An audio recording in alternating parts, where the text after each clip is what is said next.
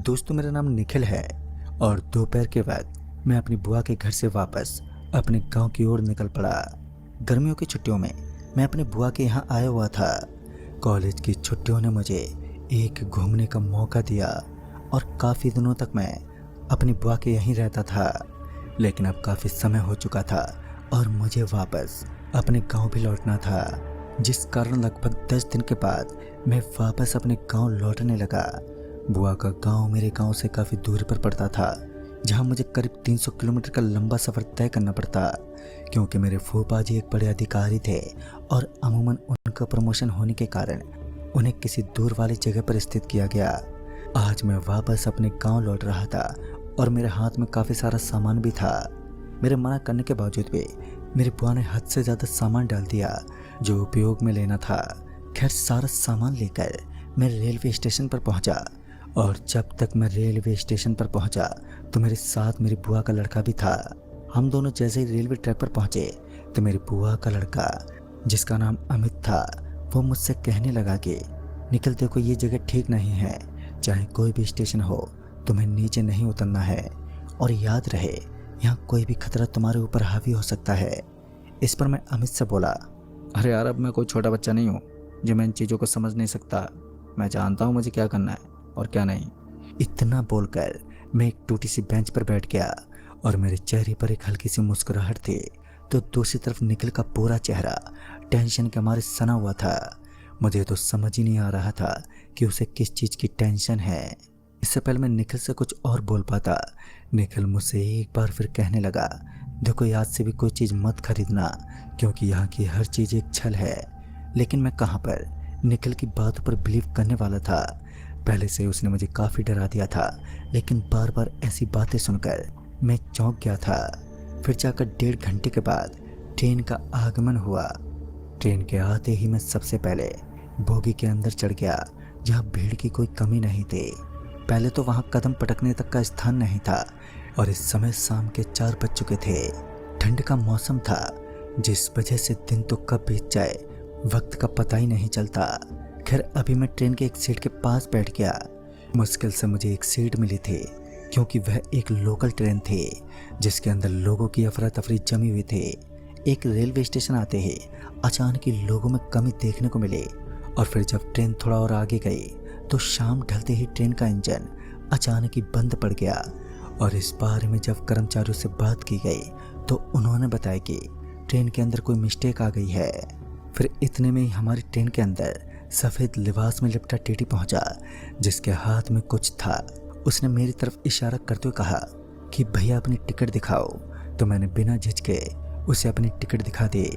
वो बाकी के लोगों से भी टिकट मांगते हुए टिकट देखने लगा। इतने में एक औरत, पता नहीं क्यों, लेकिन किसी भटकती आत्मा की तरह बाथरूम के अंदर घुस गई। और तब तक मुझे भी ये विश्वास हो चुका था कि हो ना हो इस औरत के पास अवश्य ही टिकट नहीं है, जिस वजह से ये भटक रही है और शायद अब ये टीटी इसे पकड़ने वाला है। इतना सब हो जाने के बाद भी टीटी ने उस औरत के बारे में कोई चेतावनी नहीं दी। शायद वो अच्छी तरह जानता था कि इस ट्रेन के अंदर एक महिला के पास टिकट नहीं है। शायद इसके बारे में और चर्चा करना ठीक नहीं था, जिस कारण मैंने भी इसके बारे में बातचीत करना बेहतर नहीं समझा और अपने काम में जुट गया। यानी कि मैं चुपचाप बैठा रहा। अब मुझे तकरीबन 2 घंटे हो चुके थे और अब भूख ने भी पेट में आतंक मचाना शुरू कर दिया। पेट में हुई खलबली ने मुझे कोई चीज़ खाने पर मजबूर कर दिया था, लेकिन आसपास कुछ था ही नहीं और ऊपर से मेरी भूख बढ़ती जा रही थी। जब मुझे लगा कि यहाँ पर खाने को कुछ नहीं है तो मैं हताश होकर खिड़की से बाहर देखने लगा। करीब 20 मिनट के बाद ट्रेन फिर से स्टार्ट हुई और उसके बाद मुझे ट्रेन के अंदर यात्रियों की संख्या लगभग ना के बराबर दिखाई देने लगी। सिर्फ 4 यात्री ही थे जो इस बोगी के अंदर बैठे हुए थे और एक मुसाफिर था जो मेरे सामने वाली सीट पर बैठा हुआ था। दरअसल वो कोई लड़की थी जो बार बार मुझे घूर रही थी। जब मुझे लगा कि ये मुझे घूर रही है तो मैं भी उसकी तरफ देखने लगा। फिर मैं उसकी तरफ देखता रहा और वो भी मेरी तरफ देखती रही। बाद में ट्रेन एक स्टेशन पर रुकी और भूख से तिलमिलाता हुआ मैं सबसे पहले बोगी के दरवाजे के पास पहुंचा तो मुझे एक पानी पूरी के छोटे से दुकान नजर आने लगी उस दुकान को देखकर यह अनुमान लगाना बड़ा ही आसान था कि इस दुकान के ऊपर कोई बुढ़ा आदमी ही काम करता होगा, क्योंकि जो शख्स मुझे यहाँ से नजर आ रहा था उस आदमी के हाथ और पैर बहुत धीमे धीमे काम कर रहे थे। इस वक्त उसके पास ऐसा कोई नहीं था जो पानी पूरी खाए, लेकिन भूख ने तो मेरे पेट के अंदर आतंकी मचा रखा था। तो मैं बिना कुछ सोचे समझे अपनी बोगी से नीचे उतरने लगा, लेकिन उसी दौरान उस लड़की ने मेरे कंधे पर अपना हाथ रखा और कहने लगी कि सुनिए, क्या यहाँ पर कोई खाने पीने की चीज़ मिल सकती है क्या? फिर मैंने भी उस लड़की के एक अंगुली पकड़ते हुए कहा, अरे वो देखिए सामने की तरफ एक पानीपुरी की दुकान है, आप चाहो तो मेरे साथ चलकर अपनी भूख को थोड़ा शांत कर सकती हो। शायद वो मासूम सी लड़की दिल की बहुत साफ थे। वो मेरे साथ उस दुकान की तरफ चल पड़े। हम दोनों दुकान के पास पहुंचकर पानीपुरी खाने लगे और इसी बीच मुझे उस लड़की के साथ टाइम काटने का वक्त भी मिल गया। हम दोनों आपस में बातें करते हुए पानीपुरी खा ही रहे थे कि अचानक मुझे जोर से घबराहट होने लगी और उस लड़की का चेहरा भी अब उतरा हुआ लग रहा था। शायद उसके साथ भी कुछ गड़बड़ थी। फिर मैंने बिना झिझके उस लड़की से कहा, मुझे लगता है इस पानीपुरी में कुछ तो गड़बड़ है। उस लड़की ने अपनी गर्दन को हाँ में हिलाया और फिर मैं उस पानीपुरी वाले का मुंह ताकने लगा, लेकिन उसकी गर्दन अभी भी नीचे झुकी हुई थी। उसने मुझे पैसे मांगने का इशारा किया, लेकिन आज मेरे विचार बदल चुके थे। मेरा माथा खिसक चुका था क्योंकि उसने हमें एक बहुत ही गंदी पानीपुरी खिलाई और गुस्से में आकर मैंने उसे पैसे देने से मना कर दिया और उसके बाद मैं उस लड़की के साथ अपनी बोगी में लौट गया। लेकिन हम दोनों को अब उल्टी जैसा फील हो रहा था, पता नहीं क्यों, लेकिन हमारे पेट में गड़बड़ होने लगी और वो लड़की फिर बाथरूम तक चली गई और मैं भी लेडीज़ बाथरूम से सटा हुआ मैन बाथरूम के अंदर पहुंचा और वहां जाकर सबसे पहले मुझे फ्रेश होने की आवश्यकता आन पड़ी। फिर ट्रेन के अंदर बैठे एक आदमी ने पूछा, आपका ये चेहरा क्यों उतरा हुआ है और अपना पेट पकड़ कर क्यों घूम रहे हैं? तो मैंने उसे पूरी बात बताई, लेकिन उसे मेरी बातों पर विश्वास ही नहीं हुआ, क्योंकि उसका कहना था कि इस स्टेशन पर पानीपुरी की कोई दुकान ही नहीं है। और यह सुनकर मेरे पैरों तले ज़मीन ही खिसक गई।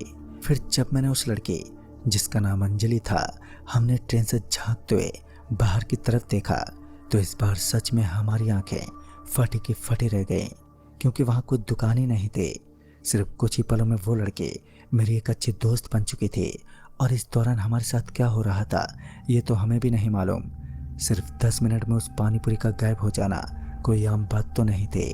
फिर जब हमें हल्का ठीक महसूस हुआ तो हम दोनों अपनी सीट पर बैठ गए। इस बार मैं उस लड़की के बेहद करीब था और उससे इधर उधर की बातें करने लगा।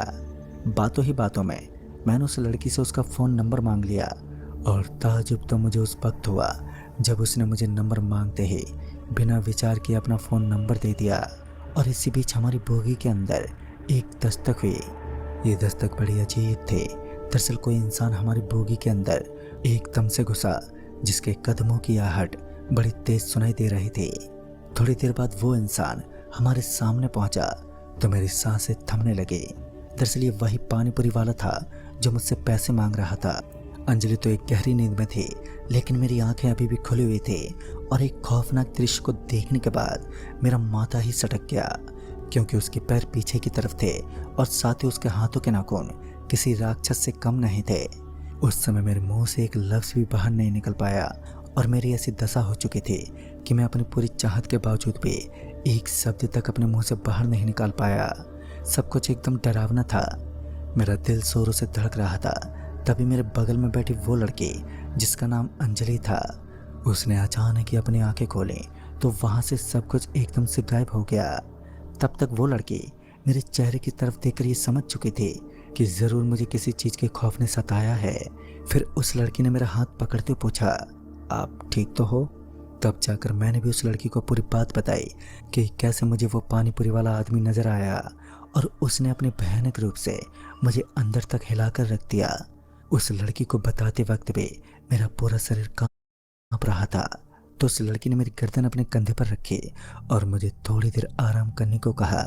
मुझे भी मानो जन्नत मिल चुकी थी, लेकिन उसके बाद जो हुआ है मैंने उसकी कभी कल्पना तक नहीं की थी। मुझे तो हल्की हल्की नींद आ गई, लेकिन उसके बाद अंजलि ज़ोर ज़ोर से चीखने और चिल्लाने लगी। जब मेरी भी आँख खुली तो दृश्य कुछ ऐसा था जिसे देखकर इंसान की रूह कांप उठे।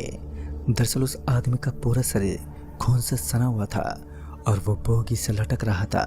ऐसा लग रहा था मानो उसने सुसाइड किया हो। उसके सर से लेकर उसके पांव तक खून की धारा बह रही थी और उसके बाद उसने अचानक ही अपनी आंखें खोली तो वो नज़ारा बेहद खौफनाक था।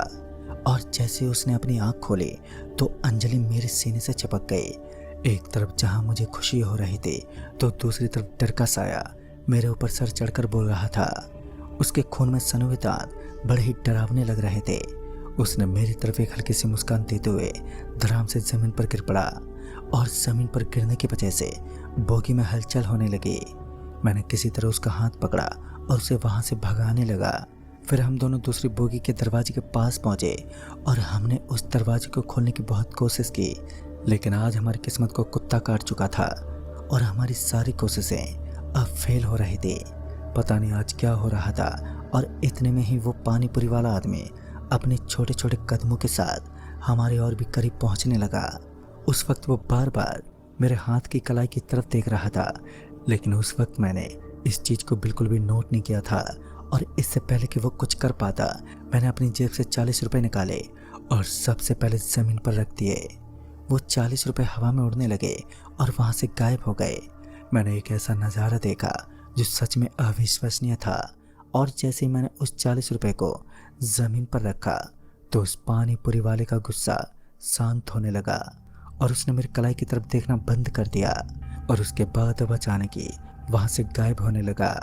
सब कुछ अचानक ही ऐसा हुआ कि मेरी तो समझ से बाहर था।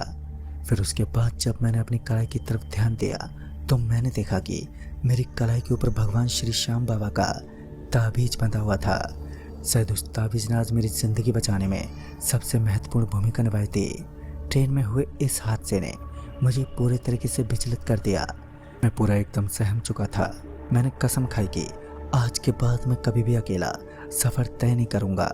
लेकिन इस ट्रेन में मुझे अपनी ज़िंदगी का लाइफ पार्टनर मिल गया, क्योंकि उसके बाद लगभग 1.5 साल में ही मुझे एक सरकारी जॉब मिल गई और मैंने अंजलि से शादी कर ली। आज हम दोनों अपनी ज़िंदगी को अच्छे खासे तरीके से जीते हैं और अब हमारे 2 बच्चे भी हैं। लेकिन दोस्तों, कभी कभी संजोग से हमें हमारे लाइफ पार्टनर किसी हादसे में ही मिल जाते हैं जिसके बारे में हम कल्पना भी नहीं कर सकते। लेकिन शुक्र है भगवान का कि मेरे उस दिन जान बच गई और मुझे अपनी ज़िंदगी का एक अच्छा पार्टनर भी मिल गया। दोस्तों, इसलिए कहते हैं कि कभी कभी हमारे साथ होने वाली गंदी चीज़ें भी हमें एक अच्छी चीज़ की तलाश पूरी कर देती हैं। तो दोस्तों, इस कहानी में बस इतना ही। तब